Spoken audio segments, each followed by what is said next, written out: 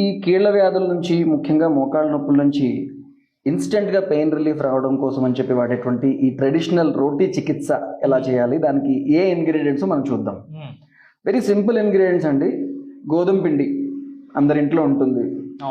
సైంధవ లవణం ఈ మధ్యకాలంలో అందరిళ్లలో ఉంటుంది. ఒకవేళ సైంధవ లవణం లేకపోతే ఉప్పు, నార్మల్ ఉప్పు. పసుపు కొమ్ములు ఆడించిన పసుపు అయితే మంచిది. అలాగే శొంఠి కొమ్ములు ఆడించి తీసుకోవచ్చు, లేదంటే శొంఠి పొడి డైరెక్ట్గా మార్కెట్లో దొరుకుతుంది. సో శొంఠి పొడి, పసుపు, గోధుమ పిండి, ఉప్పు అంతే.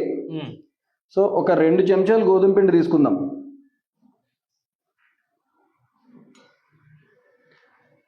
ఒక 1/2 చెంచా శొంఠి పొడి,